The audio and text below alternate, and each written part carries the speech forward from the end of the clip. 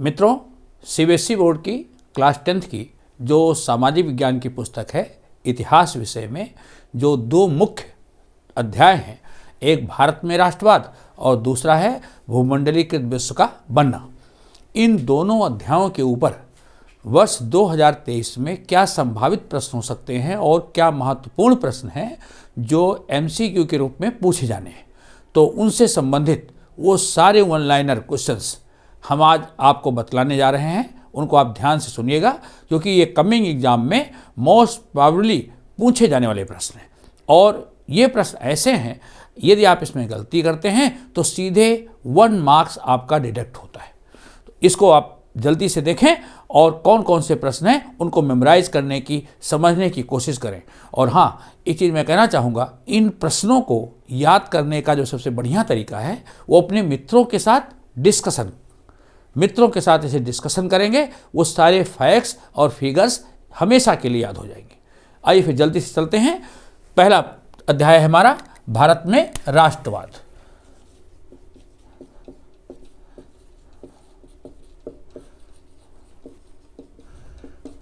गांधी जी के आगमन से भारत में राष्ट्रवाद की शुरुआत और स्वतंत्रता आंदोलन का इतिहास आपको इस चैप्टर में पढ़ाया जाना है। तो गांधी जी का आगमन कब हुआ? 1915। गांधी जी का आगमन। अब गांधी जी के आगमन से संबंधित प्रश्न, गांधी जी ने भारतीय राजनीति में कब भाग लिया? 1916। लखनऊ समझौता, लखनऊ अधिवेशन जो हुआ, वहां गांधी जी ने पहली बार कांग्रेस में भाग लिया। गांधी जी के द्वारा पहला सत्याग्रह चंपारण, 1917 चंपारण सत्याग्रह। उसके बाद 1918 खेड़ा आंदोलन या सत्याग्रह जो किसानों के लिए किया गया गुजरात में। प्लेग और अकाल के दौरान किसानों से जो लगान की वसूली हो रही थी उस पर रोक लगाने के लिए गांधी जी ने कहा और किसानों को रिलीफ मिली। 1918 में ही अहमदाबाद के मिल मजदूरों के लिए जो सत्याग्रह गांधी जी ने किया, इसमें अहमदाबाद के मिल मजदूरों की जो तनख्वाह थी, जो वेतन था, उसमें 35% की वृद्धि स्वीकार की गई। तो ये गांधी जी के प्रारंभिक सत्याग्रह थे। इसी दौरान 1919 में रॉलेट एक्ट, अगर क्वेश्चन पूछा जाए रॉलेट एक्ट कब बनाया गया, कब लागू किया गया? रॉलेट एक्ट 1919 में लागू किया गया और गांधी जी ने इसके खिलाफ 6 अप्रैल 1919 को आंदोलन करने के लिए कहा था, लेकिन उसके बाद जगह जगह पर ब्रिटिश सरकार ने सख्ती लगा दी। पंजाब में मार्शल लॉ लागू कर दिया गया, जगह जगह पर हिंसा चालू हो गई और 13 अप्रैल 1919 को जलियांवाला बाग हत्याकांड,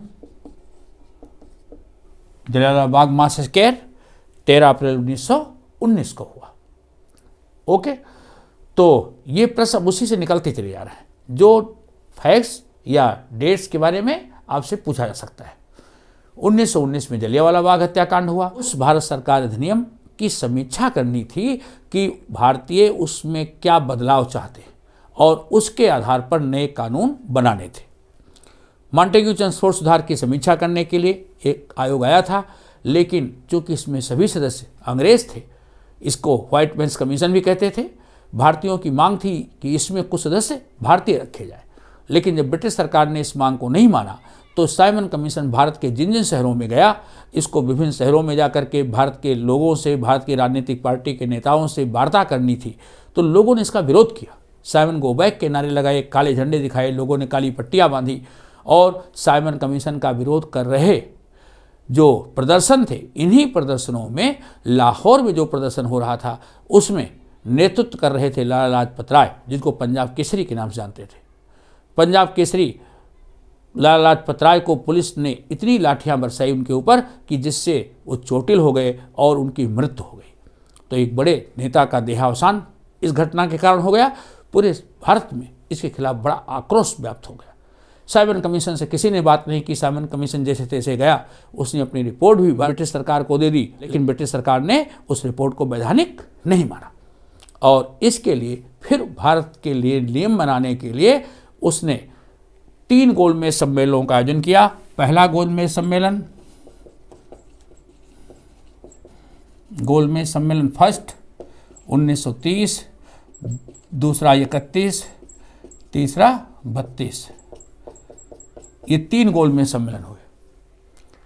जब साइमन कमीशन भारत से ब्रिटेन पहुंचा तो चूंकि साइमन कमीशन से किसी भारतीय नेता ने, किसी भारत के बड़े राजनीतिक दल ने वार्ता नहीं की थी, तो साइमन कमीशन की बात को महत्व नहीं दिया गया और भारत के बारे में कानून बनाने के लिए, निर्णय लेने के लिए 3 गोलमेज सम्मेलनों का आयोजन किया गया 1930, 31 और 32। पहले गोलमेज सम्मेलन में कांग्रेस का पार्टी या कांग्रेस पार्टी का कोई नेता इस सम्मेलन में भाग नहीं लिया। दूसरे सम्मेलन में गांधी जी गए 1931 वाले, लेकिन गांधी जी ने वहाँ पर पूर्ण स्वराज की मांग रखी थी, इसलिए यह मांग ना उनकी पूरी हुई, न गांधी जी ने कोई समझौता किया। उस पर हम बात करते हैं। तो 1931 जो दूसरा गोलमेज सम्मेलन था उसमें गांधी जी ने भाग लिया था। ओके, इन बिटवीन 1-2 क्वेश्चन और जो छूट गए हैं उनको जरा ध्यान से सुन लीजिए। अगर पूछा जाए कि असहयोग आंदोलन के दौरान गांधी जी ने अपनी कौन सी उपाधि वापस की थी, गांधी जी ने अपनी केसरे हिंद की उपाधि वापस किया था और इसी तरह रविन्द्रनाथ टैगोर जी ने नाइटहुड की उपाधि वापस की थी। ओके, अब जरा 1928 साइमन कमीशन के पास हम फिर चलते हैं। जब लाला लाजपत राय की मृत्यु हो गई तो लाला लाजपत राय की मृत्यु होने के बाद पूरे देश में जन आक्रोश था। ऐसी स्थिति में 1929 में कांग्रेस का जो अधिवेशन था उसको लाहौर में रखा गया। क्वेश्चन पूछा जाता है कि 1929 का लाहौर अधिवेशन जो कांग्रेस का था वो महत्वपूर्ण क्यों था? 1929 का लाहौर अधिवेशन, 1929 में लाहौर में अधिवेशन इसलिए रखा गया क्योंकि 1928 में साइमन कमीशन का विरोध कर रहे लाला लाजपत राय की मृत्यु इसी शहर में हुई थी। इसलिए अगला कांग्रेस का अधिवेशन 1929 का लाहौर में ही रखा गया। जिस स्थान पर रावी नदी के किनारे अधिवेशन स्थल को रखा गया था उस स्थान का नाम भी रखा गया लाला लाजपत राय नगर।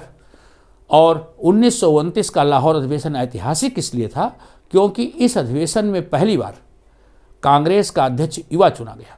पंडित जवाहरलाल नेहरू को इसका अध्यक्ष चुना गया। दूसरा, इस अधिवेशन में पहली बार पूर्ण स्वराज्य की मांग की गई। पहली बार पूर्ण स्वराज्य इसकी मांग हुई और इसी अधिवेशन में निश्चित किया गया था कि भारतीय जनवरी 1930 में अपना स्वतंत्रता दिवस मनाएंगे और वो स्वतंत्रता दिवस 26 जनवरी 1930 को मनाया गया। 3 बातें। चौथी बात जिसके लिए अधिवेशन महत्वपूर्ण था, इसी अधिवेशन में ही ये निश्चित किया गया था कि ब्रिटिश सरकार अगर भारतीयों की मांगों को नहीं मानती तो भारतीय सविनय अवज्ञा आंदोलन को संचालित करेंगे। तो 4 बातें ध्यान से सुन लीजिएगा। एक तो पूर्ण स्वराज की मांग, दूसरा युवा अध्यक्ष, तीसरी बात 26 जनवरी 1930 को स्वतंत्रता दिवस और चौथी बात थी सविनय अवज्ञा आंदोलन को प्रारंभ करने का निर्णय। ये 4 बातें ली गई थी और इसीलिए 1930 में गांधी जी ने जब इरविन को पत्र लिखा और उसमें 11 मांगे प्रस्तुत की और वो पत्र लिखा था 31 जनवरी 1930 को।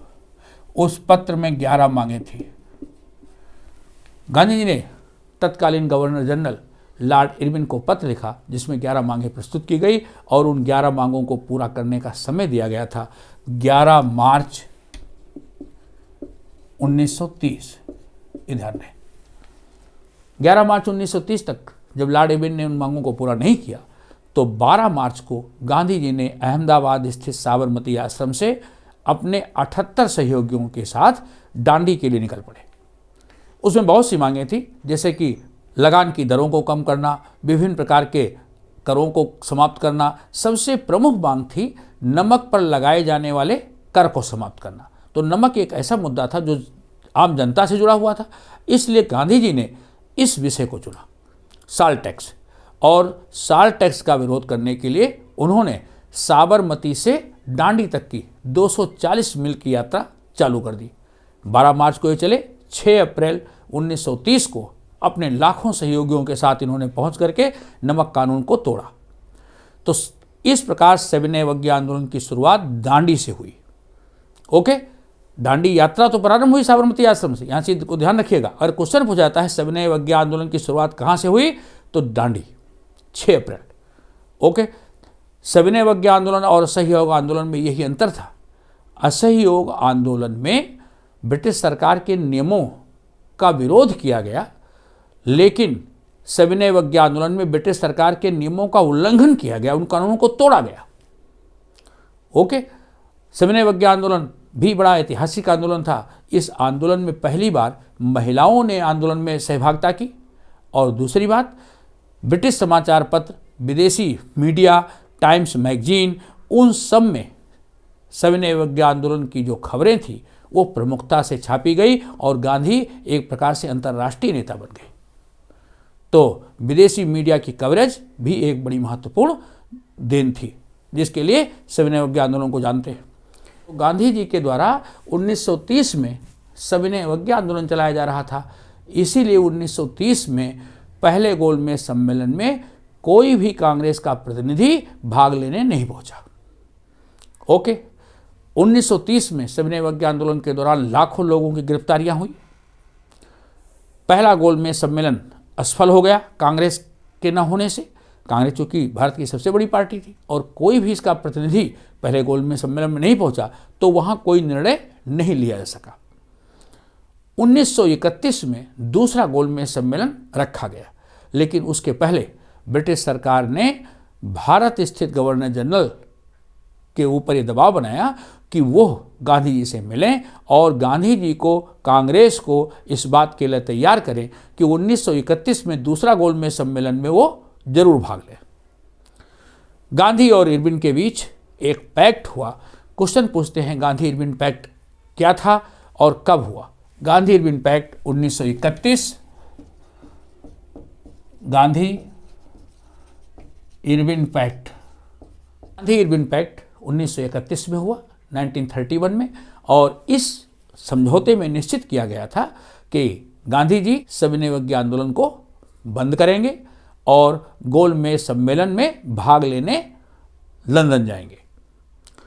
गांधी जी ने इरविन के सामने शर्त रखी थी कि सविनय अवज्ञा आंदोलन के दौरान जितने भी गिरफ्तार राजनीतिक बंदी हैं उनको जेल से छोड़ा जाएगा, और दूसरा, समुद्र के किनारे रहने वाले लोगों को नमक बनाने का अधिकार दिया जाएगा। ये 2 शर्तें थी, और इन शर्तों के आधार पर गांधी जी ने मार्च 1931 में ये समझौता किया, और उसके बाद वो लंदन गए। और कांग्रेस की मांग 1929 में पूर्ण स्वराज की हो चुकी थी, इसलिए वहाँ उन्होंने पूर्ण स्वराज की मांग की, जिसको कि अंग्रेज देना नहीं चाहते थे। इसलिए बात बनी नहीं और गांधी जी खाली हाथ आ गए। गांधी जी वापस आकर के उन्होंने दूसरी बार फिर से सविनय अवज्ञा आंदोलन को चालू कर दिया, लेकिन वो पहले जैसी लोकप्रियता नहीं पा सका। एक बड़ा क्वेश्चन आपसे, डिटेल क्वेश्चन पूछा जाता है, लॉन्ग आंसर क्वेश्चन, कि जब गांधी जी ने वापस लौट करके दूसरी बार सविनय अवज्ञा आंदोलन प्रारंभ किया, तो ये आंदोलन पहले जैसी गति क्यों नहीं पकड़ सका। उसका मुख्य कारण, गांधी जी के साथ सविनय अवज्ञा आंदोलन के दौरान बहुत से जो मजदूर थे वो शामिल हुए थे, किसान शामिल हुए थे, लेकिन मजदूरों और किसानों को कोई लाभ नहीं पहुंचा। जो किसान थे वो तो चाहते थे कि लगान में कमी हो, जो बड़े जमींदारों से उन्होंने खेती लेकर के खेती की थी वो चाहते थे कि भाड़ा में कमी हो, लेकिन कोई कमी नहीं हुई थी, तो इसलिए किसान नाराज थे। किसानों की कोई अपेक्षा नहीं पूरी हुई थी, खास करके गुजरात के पाटीदार, पंजाब के बड़े बड़े किसान, क्योंकि उनको ज़मींदारों से ना तो सहायता मिली थी, ना ज़मींदारों ने भाड़ा कम किया था, न सरकार ने लगान कम किया था। मजदूर इसलिए नाराज थे। मजदूरों ने देखा कि सविनय अवज्ञा आंदोलन के दौरान कांग्रेस के साथ बड़े बड़े जो उद्यमी हैं वो सब उनके साथ हैं, घनश्याम दास बिरला, जिन्होंने सविनय अवज्ञा आंदोलन के दौरान जो नमक की बोली लगी थी उसको खरीदा था और वो पैसा पार्टी स्वराज फंड में दिया गया था। तो उद्योगपतियों की और कांग्रेस की निकटता, इसको देख करके मजदूरों को लगा कि कांग्रेस मजदूरों का हित नहीं करने वाली, इसलिए मजदूर भी किनारा कर गए। साथ ही साथ कांग्रेस से जो एक बड़ा वर्ग जुड़ा हुआ था उद्योगपतियों ने देखा कि ब्रिटिश सरकार की नीति 1931 के बाद बदल चुकी है। लॉर्ड इरविन को वापस बुला लिया गया था, कांग्रेस के ऊपर प्रतिबंध लगा दिया गया था, पंडित जवाहरलाल नेहरू, सीमांत गांधी, खान अब्दुल गफ्फार खान, इन लोगों को जेल में डाल दिया गया था। ऐसी स्थिति में उद्योगपतियों ने सोचा कि अगर उन्होंने गांधी जी का साथ दिया, यह सविनय अवज्ञा आंदोलन में फिर से बढ़ चढ़ करके भागीदारी ली, तो कहीं ऐसा ना हो कि उनके उद्योग धंधे ही बंद हो जाए। इसलिए उद्योगपतियों ने भी दूरी बना ली। फलस्वरूप दूसरी बार 1932 में जब सविनय अवज्ञा आंदोलन प्रारंभ किया गया तो उसको पहली जैसी गति नहीं मिल पाई। नेक्स्ट प्रश्न आपसे हो सकता है कि डॉक्टर अंबेडकर ने कौन सी ऐसी संस्था बनाई थी? 1930 में डॉक्टर अंबेडकर के द्वारा जो एक संस्था बनाई गई थी वो थी डिप्रेस्ड क्लास एसोसिएशन, 1930 दमित वर्ग एसोसिएशन। गांधी और डॉक्टर अंबेडकर के बीच एक पैक्ट भी हुआ था, 1932 का पूना पैक्ट। उस पैक्ट में गांधी जी ने डॉक्टर अंबेडकर को ये एश्योरेंस दिया था, उनको जो है उन्होंने वचन दिया था कि प्रांतीय और केंद्रीय विधायी परिषदों में जो दलित हैं उनको जनसंख्या के अनुपात से अधिक आरक्षित सीटों की व्यवस्था दी जाएगी। इस पर वो सहमत हो गए थे। तो ये था पूना पैक्ट। बड़ा महत्वपूर्ण प्रश्न पूछा जाता है कि गुंडम पहाड़ी विद्रोह क्या था या अल्लूरी सीताराम राजू कौन थे?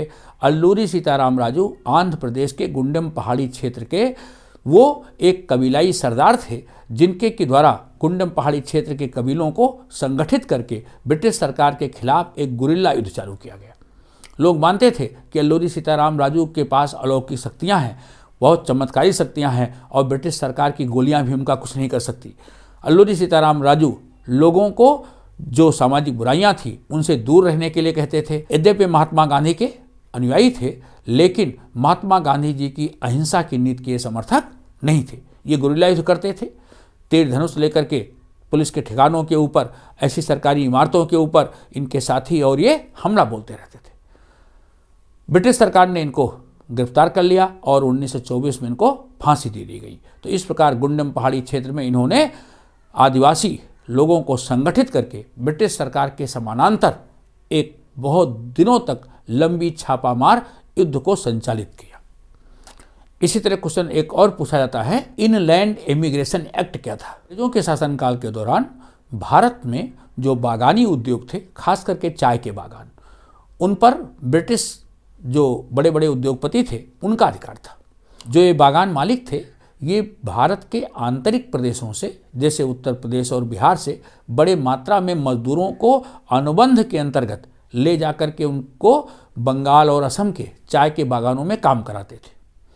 चूँकि वो अनुबंधित श्रमिक होते थे, वो एक पत्र पर हस्ताक्षर उनसे लिया जाता था जिसमें नियम शर्तें लिखी होती थी और इस तरह से ले जाए जाते थे, इसलिए उनको इंडेंजर्ड लेबर या अनुबंधित श्रमिक के रूप में जाना गया। वो उन शर्तों का उल्लंघन नहीं कर सकते थे, अगर वो भागते तो उनको दंडित भी किया जाता। लेकिन असहयोग आंदोलन के दौरान जब आंदोलन चालू हुआ तो लोगों ने समझा कि वो भी स्वतंत्र हैं और वो मजदूर सब बागानों से भाग खड़े हुए।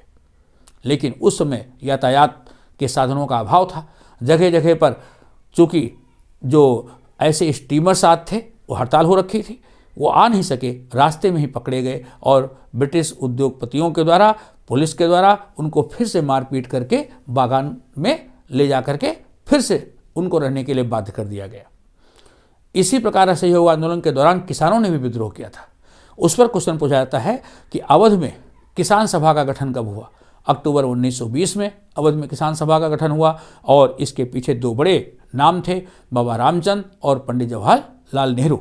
बाबा रामचंद्र एक स्वयं गिरमिटिया मजदूर थे।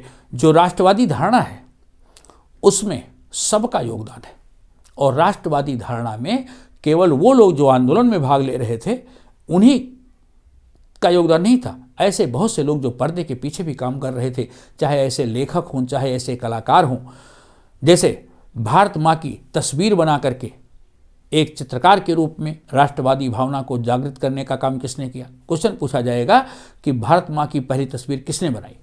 अवनींद्रनाथ टैगोर। उसका उत्तर है अवनींद्रनाथ टैगोर। भारत माँ की एक तस्वीर की जो परिकल्पना है, वैसे तो आनंद मठ लिखने वाले बंकिम चंद्र चटर्जी ने पहले से कर दिया था, वंदे मातरम गीत लिख करके।